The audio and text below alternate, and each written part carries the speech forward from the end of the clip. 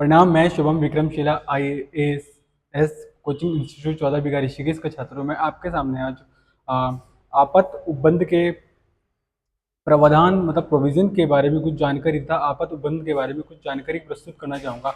अगर इसमें कोई मेरे से त्रुटि होती हो तो मुझे क्षमा कीजिएगा। सबसे पहले आपात उपबंध भारतीय संविधान में राष्ट्र की प्रभुता, एकता तथा अखंडता के रक्षा के उद्देश्य से विशेषता का किसी विशेषता का समावेश किया गया है, जिसके तहत भारतीय संविधान या भारतीय संघ आपतक आपात के समय संघवाद से एकात्मक हो जाता है। मगर यह संघवाद के विरुद्ध है, मगर किंतु संघात्मक के विरुद्ध है, मगर किंतु देश की रक्षा के लिए यह कुछ समय के लिए आवश्यक होता है। और जो भारत आपात है वो भारतीय संविधान के अनुच्छेद 352 से 360 के बीच उपबंध किए गए हैं। और सबसे यह भाग 18 में आते हैं, जो कि जर्मनी के संविधान से इंस्पायर्ड है। और सबसे पहले जो आप सबसे पहले जो आपात इमरजेंसी है वो है सबसे पहले युद्ध, बाह्य आक्रमण या सशस्त्र विद्रोह। 352, ये 352 के तहत उपबंध है। और जो युद्ध है ये 3 बार लग चुकी है इंडिया में। सबसे पहले 1962, 1971 और 1975। सबसे पहले 1962 को ये लगी थी जब चीनी आक्रमण हुआ था। उस समय नेहरू जी प्रधानमंत्री थे और डॉक्टर सर्वपल्ली राधाकृष्णन जी हमारे राष्ट्रपति थे। तो भारतीयों ने चीनी को धूल चटाई थी। और इस समय ही राष्ट्रपति शासन लगा, क्या बोलते हैं, इमरजेंसी लगी थी।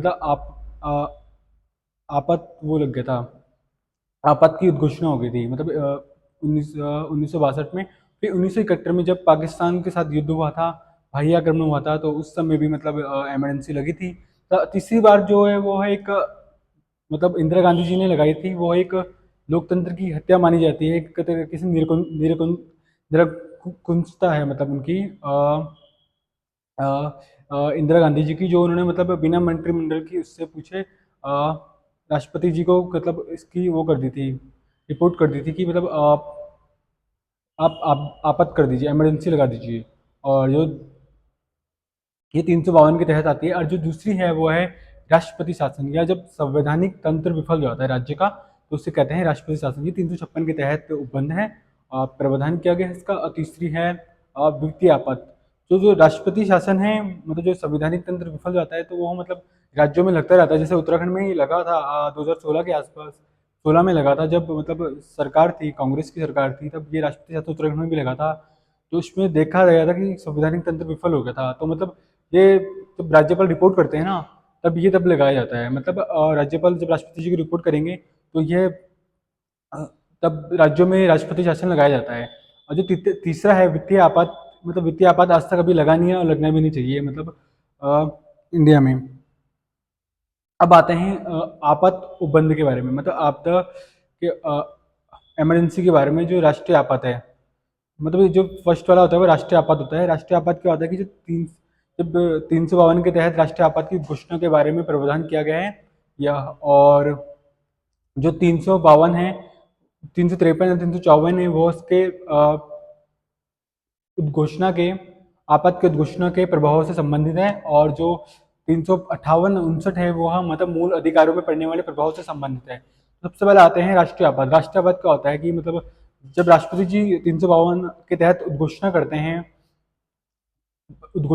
हैं कि जब उन्हें समाधान हो जाता है कि भारत में कोई गंभीर संकट आ पड़ा है, या कि जब संकट आ पड़ा है, कई बाह्य आक्रमण या युद्ध की स्थिति हो, तो ऐसे में राष्ट्रपति जी को समाधान हो जाए, तो वो वो 352 के तहत आपात की उद्घोषणा कर सकते हैं। और उल्लेख्य है कि जो सशस्त्र विद्रोह है वो पहले उसको सशस्त्र विद्रोह को जो आंतरिक अशांति है उसके तहत वो किया गया है। पहले जो आंतरिक अशांति थी उसके तहत उसको 44 संविधान संशोधन से संशोधित करके उसको सशस्त्र विद्रोह कहा गया है। 1975 में जो इमरजेंसी लगी थी वो आंतरिक विद्रोह के उसमें इंदिरा गांधी ने लगाई थी, तो उससे मतलब 44वां संविधान संशोधन संशोधन संशोधित करके मतलब उससे उसको सशस्त्र विद्रोह का नाम दे दिया गया है मतलब। और मतलब जब राष्ट्रपति जी को लगता है कि मतलब गहरा संकट आन पड़े या अब निकट है बहुत ज़्यादा, तो वो इसकी उद्घोषणा कर सकते हैं। मगर 44वें संविधान संशोधन से अब क्या बोलते हैं, मंत्रिमंडल की विनिश्चय की लिखित सूचना को विनिश्चित सूचना की लिखित सूचना में ही मतलब वो इसकी उद्घोषणा करेंगे। ज्ञात है कि मतलब वह पश्चातवर्ती उद्घोषणा से इसको परावर्तित कर सकते हैं तथा इसको समाप्त भी कर सकते हैं। लेकिन जो अगर उन्हें परिवर्तित करना है इसमें, तो उनको क्या बोलते हैं, मंत्रिमंडल की लिखित सूचना की आवश्यकता होगी। यह है 352 दो के तहत उपबंध है। और अब आते हैं अप्रूवल ऑफ प्रोक्लेमेशन, मतलब अनुमोदन की उद्घोषणा का अनुमोदन। तो जो उद्घोषणा का अनुमोदन है वह राष्ट्रपति जी की जो उद्घोषणा का अनुमोदन है वह दोनों सदन के समक्ष रखा जाना चाहिए। और यह मतलब 1 माह के भीतर अनुमोदित होना चाहिए। अगर यह 1 माह के भीतर अनुमोदित नहीं होगा तो ये स्वतः समाप्त हो जाएगा। और अगर इस 1 माह के भीतर अगर लोकसभा का विघटन हो जाएगा, राज्यसभा में ही अनुमोदित हो जाएगा, तो जब तक लोकसभा का पुनर्गठन नहीं होगा तो तब पुनर्गठन के 30 दिन से पहले मतलब ये अनुमोदित हो जाना चाहिए, वरना ये स्वतः समाप्त हो जाएगा।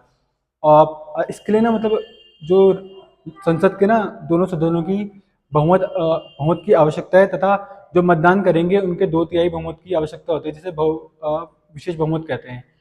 और अब आते हैं अवधि। इसकी जो अवधि होती है वो जो उद्घोषणा की अवधि होती है, आपात की उद्घोषणा की अवधि होती है वो 6 महीने तक परिवर्तन में रहती है। तथा जो इसकी गणना होती है वो 6 महीने मतलब गणना जो होती है वो लोग जो सेकंड वाले मतलब वो होगी ना संसद उसके उसके जारी करने की तिथि से जारी होगी।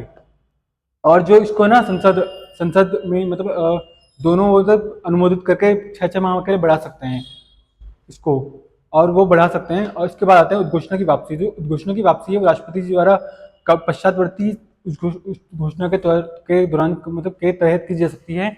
मगर लोकसभा को भी अधिकार दिया गया है कि वो इस उद्घोषणा की मतलब अधिकार देके उद्घोषणा को वापस ले ले। और वो जो अधिकार लोकसभा को अधिकार दिया गया है वो उसके मतलब सदस्यों के 1/10 में से मतलब अगर वो संकल्प को उद्घोषणा को लिखित लिखित सूचना मतलब अगर वो लिखित सूचना लोकसभा मतलब सत्र में होते थे, राष्ट्रपति जो लोकसभा के सत्र में नहीं है को दे देती है, तो राष्ट्रपति या लोकसभा अध्यक्ष को 14 दिन के भीतर संकल्प के विचार करना पड़ता है, मतलब इसमें विचार करना पड़ता है। अब आते हैं इसके इफेक्ट ऑफ मतलब उद्घोषणा के प्रभाव। तो आपात के परिवर्तन के दौरान आपात के परिवर्तन के दौरान जो मतलब जो संघ है मतलब जो संसद की जो शक्ति है ना, मतलब लोक संघ की जो शक्ति है, संघ की कार्यपालिका है ना, वो राज्य को मतलब निर्देश कर सकती है कि वो किस राज्य की कार्यपालिका शक्ति किस मैनर से या किस रीति से कार्य करे। मतलब जो राज्य की कार्यपालिका शक्ति है वो संघ की कार्यपालिका शक्ति के अधीन आ जाती है। यह 353 का के तहत उपबंध है। अब आते हैं संसद की जो विधायी शक्ति है उसका विस्तार हो जाता है, यानी कि मतलब जो विस्तार हो जाता है, जो राज्यसभा की जो विषय होते हैं उसमें जो कानून बनाएगा वो संघ बनाएगा। और इससे क्या होता है कि जो राज्यमंडल के जो शक्तियां हैं वो समाप्त नहीं होती है, बस निलंबित हो जाती है। मतलब अगर अगर उद्घोषणा परिवर्तन में है तब ये लागू होगा, अगर परिवर्तन नहीं है तो 6 माह के बाद ही समाप्त हो जाएगा।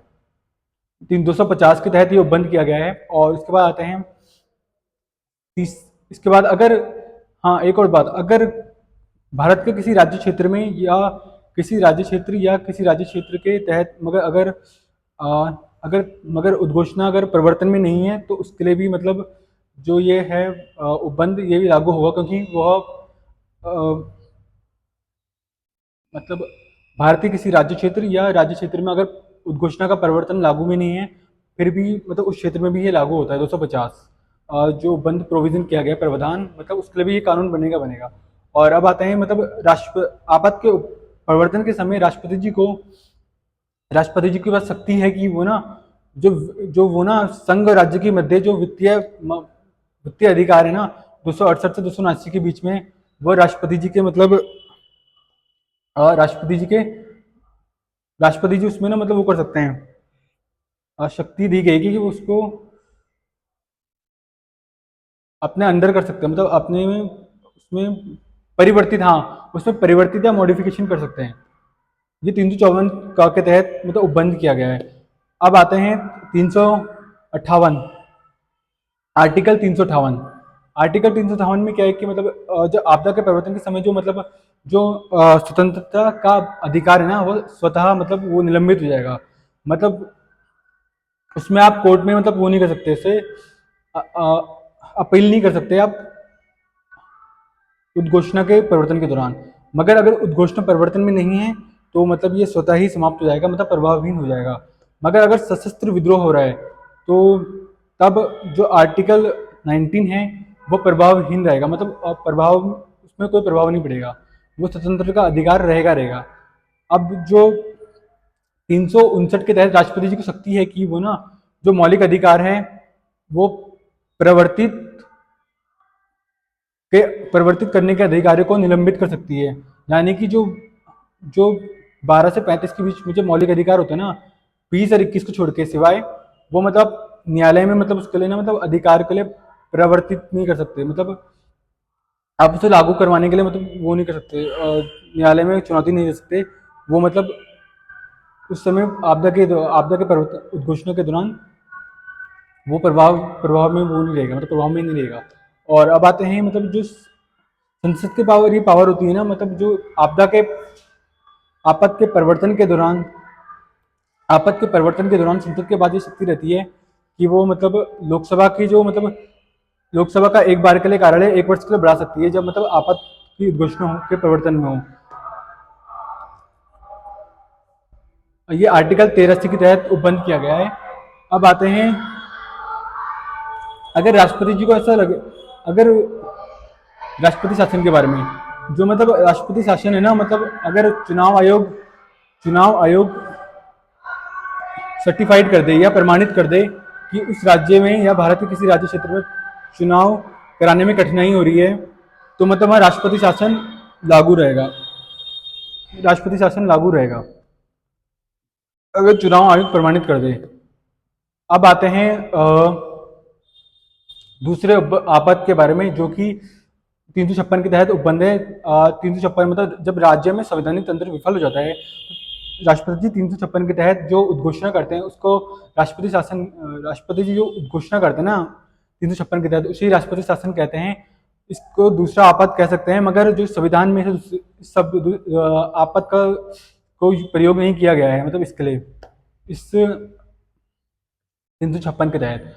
अब आता है इसकी उद्घोषणा, तो इसकी उद्घोषणा राष्ट्रपति जी को जब लगता है कि जब राज्यपाल जी मतलब वो करते हैं, प्रतिवेदन करते हैं राष्ट्रपति जी को, या जब राष्ट्रपति जी को समाधान हो जाता है कि राज्य में संवैधानिक तंत्र विफल है, मतलब विफल हो रहा है या अनुपालन नहीं कर पा रहा है, मतलब राज्य ये शासन उस हिसाब से नहीं चल पा रहा है मतलब जिस हिसाब से चलना चाहिए, तो क्या बोलते हैं तो मतलब राष्ट्रपति शासन का उद्घोषणा कर सकते हैं। तथा 365 के तहत कहा गया है कि मतलब संघ की जो कार्यपालिका शक्ति है, जब राज्य की कार्यपालिका उसको मतलब निर्देशों का अनुपालन नहीं करे तो राष्ट्रपति जी को समाधान हो जाता है कि मतलब यहाँ अब शासन अनुकूल नहीं है, मतलब शासन संविधान के तहत नहीं चल सकता। ज्ञात है कि मतलब कि जो आर्टिकल 256 नहीं 256 257 और 353 के तहत मतलब जो राज्य की कार्यपालिका शक्ति है वो जो संघ की कार्यपालिका शक्ति है वो राज्य को कार्यपालिका शक्ति को निर्देश दे सकती है और निर्देश दे सकती है। अब आते हैं उसके बारे में अनुमोदन के बारे में। तो जो उसका अनुमोदन होगा वो संसद के दोनों सदन के समक्ष रखा जाएगा तथा 2 महीने के भीतर मतलब संसद को अनुमोदित करना पड़ेगा। अगर वो 2 महीने के भीतर अनुमोदित विशेष सामान्य बहुमत से इसको अनुमोदित कर सकते हैं और क्या बोलते 2 महीने के भीतर इसमें अनुमोदित कर दिया। अगर 2 महीने के भीतर अगर लोकसभा का विघटन हो जाए तो राज्यसभा से अनुमोदित कर दें तो उसको मतलब लोकसभा को पुनर्गठन के 30 दिन के भीतर ही इसको अनुमोदित करना ही पड़ेगा, वरना ये स्वतः ही समाप्त हो जाएगा। अब आते हैं इसकी अवधि के बारे में। जिसकी अवधि है आ, जिसकी अवधि होती है वह 2 माह तक, जब 2 माह तक जब परिवर्तन में रहता है ना, मतलब उद्घोषणा परिवर्तन में रहती है, जब उद्घोषणा परिवर्तन में रहती है 2 महीने तक ना, तो अगर संसद संसद इसमें मतलब अनुमोदित कर दे तो वो 6 महीने के लिए रहती है, और अगर इसे पुनः अनुमोदित करना चाहे तो 6 6 महीने के लिए दोनों संसदें इसे बढ़ा सकती है। मगर ज्ञात रहे कि ये 3 माह 3 वर्ष से अधिक नहीं हो सकता। इसका मतलब जो राष्ट्रपति जी का शासन है ना, वो 3 वर्ष से अधिक नहीं लग सकता। मगर 1 वर्ष से अधिक लगने के लिए ना, मतलब संसद को कुछ शर्तें होती हैं, कुछ शर्तें का पालन करना पड़ता है। पहला है कि मतलब अगर उसे 1 वर्ष से अधिक लगाना है राष्ट्रपति शासन, तो कुछ शर्तें होती हैं। पहली है शर्त है वो है कि मतलब आपदा के परिवर्तन के दौरान भारत या भारत के किसी राज्य क्षेत्र में ना, मतलब आपात का परिवर्तन उद्घोषणा परिवर्तन में है, तो मतलब भारत के क्षेत्र या भारत में या भारत के किसी क्षेत्र में परिवर्तन में है, तो मतलब वो 1 वर्ष से अधिक राष्ट्रपति शासन लग सकता है। दूसरा है, अगर चुनाव आयोग प्रमाणित कर दे कि मतलब ना वहाँ चुनाव कराने में कठिनाई हो रही है, तो राष्ट्रपति शासन वहाँ लग सकता है। यह 356(5) के तहत बंद किया गया है। अब बात है इसके प्रभाव के बारे में। तो इसका प्रभाव होता है कि मतलब जो राज्य में मतलब जो भी फंक्शन होते हैं ना, वो राष्ट्रपति जी अपने हाथ में ले लेते हैं। मतलब उन फंक्शन को, जो कृत्य होते हैं, राज्य के जो कृत्य होते हैं अपने हाथ में ले लेते हैं। और जो मतलब राज्यपाल या किसी प्राधिकारी या बॉडी में मतलब जो भी शक्ति निहित होती है, वो राष्ट्रपति जी अपने पास ले सकते हैं। और ना जो विधानमंडल के तहत जो विधानमंडल की शक्ति होती है ना राज्य में, वो मतलब राष्ट्रपति जी मतलब उसको मतलब जो निहित होती है विधानमंडल में, जो शक्ति निहित होती है, राष्ट्रपति जी उसको मतलब उसमें उसको अपने हाथ में नहीं ले सकते। मतलब ऐसा है, मतलब उसको परिवर्तन नहीं कर सकते, उसमें हाथ नहीं ले सकते। और जो दूसरा है वो है राष्ट्रपति जी घोषणा कर सकते हैं कि जो घोषणा कर सकते हैं कि जो मतलब विधायी शक्ति है ना, वो मतलब या तो संसद के द्वारा या उनके प्राधिकारी के अधीन हो जाती है, ऐसे घोषणा कर सकते हैं। ज्ञात रहे कि जो मतलब उच्च न्यायालय में जो शक्तियां निहित है ना, वो मतलब राष्ट्रपति जी उसमें मतलब अपने हाथ में नहीं ले सकते। तथा जो उसमें शक्तियां उसके संविधान में जो प्रावधान किए गए उसको भी मतलब वो परिवर्तित नहीं कर सकते, जो उच्च न्यायालय में मतलब उच्च न्यायालय में है। अब आते हैं विधायी शक्ति के प्रयोग। तो 367 के तहत, मतलब आर्टिकल 367 के तहत,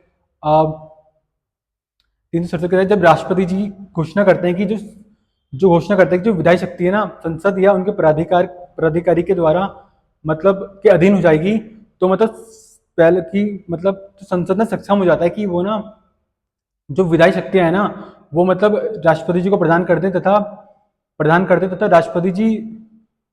राष्ट्रपति जी विधायन की शक्ति किसी प्राधिकारी को प्रत्यायोजित कर दे और प्रत्यायोजित कर दे। और दूसरा है संघ राष्ट्रपति जी या राष्ट्रपति जी के जो प्राधिकारी हैं, विधि के द्वारा विधि के द्वारा विधि के द्वारा नहीं, संसद, हाँ संसद, राष्ट्रपति जी या राष्ट्रपति जी के द्वारा जो प्राधिकारी है, विधि के द्वारा संघ के किसी प्राधिकारी को शक्ति प्रदान कर दे या उसमें अध्यारोपित कर दे, मतलब उसको कर्तव्य को अध्यारोपित करने की मतलब वो कर दे, सक्षम कर दे, मतलब अध्यारोपित कर दे शक्तियां, जो विधायी शक्तियां। और तीसरा है, जब लोकसभा सत्र में ना होना, तो राष्ट्रपति जी मतलब जो राज्य की संचित निधि होती है ना, उसके व्यय में मतलब उसके व्यय को ऑथराइज कर सकते हैं, मतलब प्राधिकृत कर सकते हैं। और अब आते हैं वित्तीय आपात के बारे में। वित्तीय आपात है 360 के तहत, आर्टिकल 360 के तहत उपबंध किया गया है वित्तीय आपात। और जब राष्ट्रपति जी को मतलब समाधान हो जाए कि मतलब भारत के किसी क्षेत्र में स्थायित्व, मतलब वित्तीय स्थायित्व या साख संकट में है, अ, तो मतलब वो ना 360 के तहत घोषणा कर सकते हैं कि मतलब कि आप आपात की घोषणा कर सकते हैं, मतलब वित्तीय आपात की घोषणा कर सकते हैं 360 के तहत। मतलब समाधान से मतलब राष्ट्रपति के समाधान से तात्पर्य है कि मतलब विधान नहीं, मंत्रिमंडल के समाधान से, मतलब मंत्रिमंडल की मतलब इसमें आवश्यकता होती है, मतलब मंत्रिमंडल का मतलब इसमें वो होती है, रोल होता है। और अ, इसकी जो अवधि होती है मतलब इसकी अवधि 2 महीने तक परिवर्तन में रहती है। अगर इसको साधारण बहुमत से पारित कर दिया जाए तो ये अनिश्चित काल तक मतलब चलती रहती है, अ, अनिश्चित काल तक चलती रहती है। और अ, और अगर इस 2 महीने के दौरान अगर लोकसभा का अगर विघटन हो जाए और राज्यसभा से अनुमोदित कर दें, तो मतलब जो लोकसभा का जो गठन होगा ना वो 30 दिन के भीतर मतलब 30 दिन के भीतर 30 दिन के भीतर मतलब वो हो जाना चाहिए, मतलब अगर ये 30 दिन के भीतर मतलब 30 दिन के भीतर अगर इसको वो कर दे संसद, 30 दिन के भीतर की समाप्त हो जाएगा जब तक संसद इसको वो ना कर दे, मतलब लोकसभा इसको इसमें प्रतिवेदन ना दे दे अपना। और इसके प्रभाव क्या होते हैं कि जो संघ की कार्यपालिका शक्ति है उसका विस्तार हो जाता है। और जो संघ की कार्यपालिका शक्ति है वो मतलब राष्ट्रपति जी के द्वारा राज्य की कार्यपालिका शक्ति को निर्देश कर सकती है वित्तीय वित्तीय अधिकारों के बारे में।